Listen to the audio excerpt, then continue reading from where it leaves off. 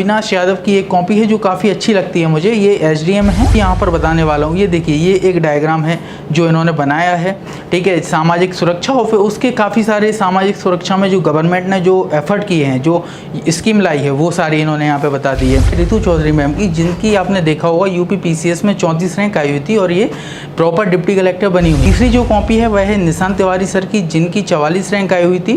Copy है वह है मधुर गुप्ता की, जो एसडीएम है और जिनकी 29 रैंक आई हुई है यूपी पीसीएस 2020 में। Hello everyone, welcome to student. तो अभी हमारे साथ है मुकुल सर। आप लोगों के बहुत दिनों से कमेंट्स आ रहे थे कि आंसर राइटिंग कैसे करें, तो मुकुल सर ने बहुत सारे टॉपर्स को गाइड किया है, उनकी कॉपियाँ चेक की हैं। तो इस वीडियो में वो टॉपर्स की कॉपियाँ दिखाएंगे, किस तरीके से उन्होंने आंसर रखे और सर ने किस तरीके से उनको चेक किया और कौन कौन से स्टेप को फॉलो करना चाहिए, फिर क्या क्या करना चाहिए आंसर राइटिंग में। क्योंकि आप सभी को पता है आंसर राइटिंग ही आपका फाइनल सिलेक्शन डिसाइड करता है। तो अभी तक आपने चैनल को सब्सक्राइब नहीं किया तो चैनल को सब्सक्राइब कर लीजिए, इस वीडियो को लाइक करें एंड आपके जो भी क्वेरीज होते हैं आप हमें इंस्टाग्राम एंड फेसबुक पर बता सकते हैं।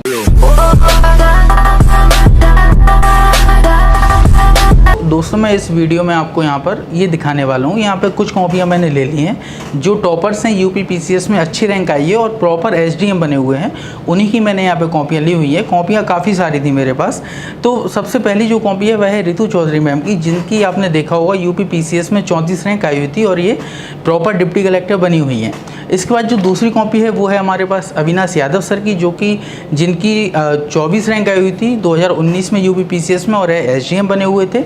तीसरी जो कॉपी है वह है निशांत तिवारी सर की, जिनकी 44 रैंक आई हुई थी और ये प्रॉपर एसडीएम बने हुए हैं यूपी पीसीएस 2020 में। आपको बताऊं, निशांत तिवारी सर 2018 में भी सिलेक्ट हुए हैं और 2019 में भी सिलेक्ट हुए हैं यूपी पीसीएस में। तो कुछ ऐसे मानक होते हैं जो सभी की कॉपियों में सेम होते हैं, ठीक है। तो वो मैं मानक आपको बताने वाला हूँ। चौथी जो कॉपी है वह है मधुर गुप्ता की, जो एसडीएम है और जिनकी 29 रैंक आई हुई है यूपी पीसीएस 2020 में। कुछ कॉपियाँ, ये है संजय यादव सर की कॉपी, जो एसडीएम है, जिनकी 46 रैंक आई हुई है यूपी पीसीएस 2020 में। इसके अलावा कुछ कॉपी जैसे ये मधुर की कॉपी है। इसके बाद आरती गुप्ता मैम है, इनकी कॉपी पर्सनली मुझे बहुत अच्छी लगती है और इन्होंने काफ़ी आंसर राइटिंग की है, तो इसलिए मैंने ये रखी हुई है। और ये यूपी पीसीएस 2020 में सिलेक्ट हुई हैं सीनियर डाइट लेक्चरर के पद पर। इसके बाद जो अपने पास कॉपी है वो है प्रियंका तिवारी मैम की, जो कि नायब तहसीलदार बनी हुई हैं 2019 बैच में। कई सारी और भी कॉपियाँ थी जिनका मैं यहाँ पर मेंशन नहीं कर पाया हूँ, लेकिन इनके बारे में मैं आपको बताने वाला हूँ कि इनकी क्या क्या विशेषताएँ हैं, ठीक है। सबसे पहली जो बात होती है वो होती है डायग्राम के बारे में, कि भाई आपको आंसर में डायग्राम बनाने चाहिए। डायग्राम कैसे बनाने चाहिए, ये देखिए कुछ डायग्राम्स हैं आपके सामने जो आप बना सकते हैं। नंबर 1 पे ये डायग्राम जो है ये आप फॉलो कर सकते हैं। आपको कोई भी विशेषता बतानी हो आप ये डायग्राम फॉलो करिए, ठीक है। ये डायग्राम में होपफुली आपको ये सारी जो चीज़ें हैं ये क्लियर दिख रही होगी। आप इस तरीके से बता सकते हैं। मान लीजिए आपने ये लिखा कि जैसे कि मान लीजिए कोई भी स्कीम बतानी है सरकार की, तो उसके बारे में आप यहाँ पर बता सकते हैं, ठीक है, सरकार की स्कीमों के बारे में। इसी तरह देखिए, जैसे कि आपके आंसर में हर आंसर में क्वेश्चन में पूछा जाता है कि भाई क्या चुनौतियाँ हैं, तो चुनौतियाँ ये आपने बताई होंगी। तो इस तरीके का आपने एक डायग्राम बना दिया, फ्लो चार्ट बना दिया चुनौतियों में, ठीक है। इसी तरह का एक ये डायग्राम है, ठीक है, जो आप फॉलो कर सकते हैं। इन्होंने ये डायग्राम में बहुत सारी योजनाओं के नाम बताएं और इन्होंने लिखा है सरकार ने क्या क्या एफर्ट किए हैं। तो सरकार की जो एफर्ट हैं वो इन्होंने इस डायग्राम में बता दिए, ठीक है। आंसर तो ये डायग्राम है कुछ। इसके बाद जैसे कि मान लीजिए आपने देखा होगा कि नीति आयोग की अभी एक रिपोर्ट आई हुई थी, अभिनव भारत @75, ठीक है। तो इस रिपोर्ट में जो 4 स्तंभ है, इन्होंने ये देखिए कितने अच्छे तरीके से प्रेजेंट किए हुए हैं, इसीलिए इनका यूपी पीसीएस में सिलेक्शन भी हुआ है। तो ये देखिए जैसे कि इन्होंने ये चारों जो इसके आयाम हैं, जो स्तंभ हैं, ठीक है, वो इन्होंने क्लियर एकदम बताए हुए हैं। तो इसी तरह एक डायग्राम देखिए ये बनाया हुआ, आप देख रहे हैं कि कितना वेरिएशन है डायग्राम के बीच में। मतलब ये जो कॉपी है मेक आईएएस की डेली आंसर राइटिंग की, इसमें केवल 7 क्वेश्चन होते हैं पर डे, लेकिन आप देखिए 7 क्वेश्चंस में भी कितना ज़्यादा वेरिएशन इन्होंने रखा हुआ है। पहला ये डायग्राम, फिर ये डायग्राम, फिर ये वाला, ठीक है। तो मैं आपको वही यहाँ पर बताने वाला हूँ। ये देखिए ये एक डायग्राम है जो इन्होंने बनाया है, ठीक है, सामाजिक सुरक्षा और फिर उसके काफ़ी सारे सामाजिक सुरक्षा में जो गवर्नमेंट ने जो एफर्ट किए हैं, जो स्कीम लाई है, वो सारी इन्होंने यहाँ पर बता दी है, ठीक है। फिर देखिए एक ये डायग्राम होता है जो आप चुनौतियाँ अगर आप लिखेंगे तो इस तरह का डायग्राम आप लिख सकते हैं। देखिए आंसर की शुरुआत भी इन्होंने कितनी अच्छी की है, दोहे के साथ एक आंसर की शुरुआत की और फिर इन्होंने काफ़ी अच्छे तरीके से ये प्रेजेंट किया। इन्होंने काफ़ी आंसर राइटिंग की हुई है और बहुत मेहनत की हुई है। इसके बाद ही इनका देखिए जब भी तुलना करने के लिए आए तो देखिए इन्होंने कितने अच्छे तरीके से 2 भागों में उसको डिवाइड करके ये बताया है। तो ये तो हो गई आरती गुप्ता मैम की कॉपी। इसके बाद मैं आपको मधुर की कॉपी बताता हूँ। तो मधुर की कॉपी में ये देखिए ये क्या विशेषता है, ये देखिए जैसे कि फ्रांस की क्रांति है, इसके स्टेप पूछे गए हैं कितने चरण में हुई है। तो ये देखिए एकदम क्लियर, प्रथम स्टेप, इसमें आपको पूरा पैरा नहीं लिखना है कि आप पूरा पैराग्राफ बताएं। पूरा पैराग्राफ कोई नहीं पढ़ता है, वहाँ पे आपका टीचर क्यों पढ़ेगा, ठीक है। तो देखिए अगर आप पूरा पैराग्राफ होगा तो आपको एक एक शब्द पढ़ना होगा, लेकिन जब आप देखेंगे सिंपल कीवर्ड में इन्होंने ये आंसर लिखे हुए हैं और कीवर्ड में इन्होंने ये बता दिया है। और देखिए प्रॉपर कीवर्ड में ये बताया है वो लगभग सभी में। और देखिए सबसे अच्छी बात क्या है आंसर की, ये आपने देखा होगा, ये जो है ये फ्रांस की क्रांति विश्व इतिहास का टॉपिक है। ये देखिए कि जॉन स्टेवर्ट का कितना अच्छा कथन इन्होंने फ्रांस की क्रांति में डाला हुआ है ना। तो ये आप कोशिश ये करिए कि कथन भी अपनी कॉपी में डाल पाएँ। जब भी कोई आंसर लिखें तो कोशिश आपकी ये होनी चाहिए कि आपका कथन भी हो उसमें, ठीक है। जैसे कि इसी तरह ये भी इन्होंने दूसरा जो आंसर लिखा हुआ है, इसमें भी आप देखिए प्रॉपर तरीके से एकदम कीवर्ड में छोटे छोटे, मतलब ज़्यादा बड़ा पैरा नहीं है, ठीक है। कीवर्ड में चीज़ें अपनी रखी हुई हैं। रक्त एवं लोहे की जो नीति है बिस्मार्क की वो लिखी है, जो विदेश नीति है वो लिखी हुई है, ठीक है। इसके साथ में देखिए ये वाला क्वेश्चन देखिए, लेनिन की आर्थिक नीति के ऊपर क्वेश्चन पूछा गया है, ठीक है। और इन्होंने कितनी अच्छे तरीके से एग्रीकल्चर के फील्ड में जो जो काम हुए एकदम पॉइंट में बता दिए हैं। उद्योग में क्या क्या काम हुए एकदम कीवर्ड में ये बता दिया है। इसमें भी समझ रहे हैं आप बात को। तो इस तरीके से देखिए जैसे कि फांसीवाद का है, आप देखेंगे वहाँ पे मैं आपको बता रहा हूँ कि मैंने सैकड़ों कॉपियाँ चेक की हुई हैं, ठीक है। और ऐसी कॉपियाँ कुछ ही आती हैं और जिनकी भी आती है ना उनका सिलेक्शन होना लगभग तय होता है। तो वही होता है कि अब देखिए इन्होंने ये फांसीवाद के ऊपर क्वेश्चन आया है ना, और ये कितना अच्छा कथन डाला हुआ है, डेफिनेशन है ये फांसीवाद की पूरी, और पूरी डेफिनेशन याद कर ली और वहाँ पे रख दिया। तो एक बहुत अच्छा इम्पैक्ट पड़ता है कि आप कितनी अच्छी आंसर राइटिंग कर रहे हैं, वो इसी से प्रूव होता है कि आपको कितनी अच्छी नॉलेज है। और दूसरा प्रेजेंटेशन के लेवल पे, ठीक है।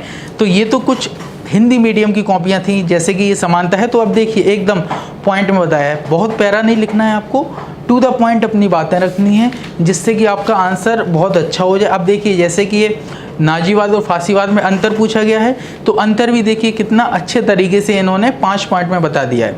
देखिए मेन चीज़ जो है आंसर राइटिंग में वो है कि आपके पास पॉइंट हो, कीवर्ड हो। देखिए अगर ऐसा हो कि ये 5 पॉइंट में कोई भी पॉइंट रिपीट नहीं होगा, ठीक है। अगर आपके पॉइंट रिपीट है मतलब आपके पास नॉलेज की कमी है। अब देखिए 5 पॉइंट है और 5 पॉइंट अलग अलग दिए हुए हैं, तो इसमें बिल्कुल भी रिपीट नहीं हो रहा है और रिपीटेशन नहीं हो रहा है। इसी तरह देखिए साम्राज्यवाद के ऊपर आया, तो ये देखिए कितने अच्छे से इन्होंने प्रेजेंट किया हुआ है और ये टू द पॉइंट अपनी बातों को रखा है। तो दोस्तों इसी तरीके से जो आंसर राइटिंग है वो आपको है। इसी तरह संजय यादव जी की कॉपी है, ठीक है।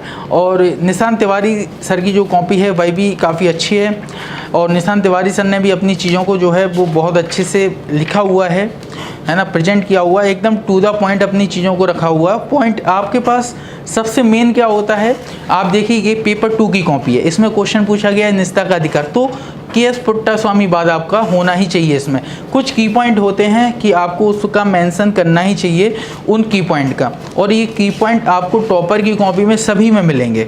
आप देखिए जितने भी टॉपर्स की कॉपी, अब जैसे कि मान लो प्रेस की स्वतंत्रता के ऊपर क्वेश्चन आया है, तो अनुच्छेद 19 देखिए, अनुच्छेद 32, 332, मतलब ये की पॉइंट है ना, कि सरकार ने प्रेस पर सेंसर नहीं लगाया है, क्या है, तो ये सारे कीवर्ड हैं।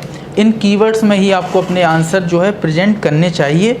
और इसी तरीके से डीपीएसपी के ऊपर क्वेश्चन आया, तो देखिए इसमें जो पूछा गया है किसी तरह से, देखिए जैसे कि इन्होंने शंकरी प्रसाद वाद जो है वह भी लिखा हुआ है, ठीक है, गोलकनाथ वाद भी लिखा हुआ है, केशवानंद भारती वाद भी लिखा हुआ है, ठीक है। और तो इसमें देखिए कितने 3 इन्होंने न्यायालय के यहाँ पर जो है वाद डाले हुए हैं, जो केस हैं वो डाले हुए हैं।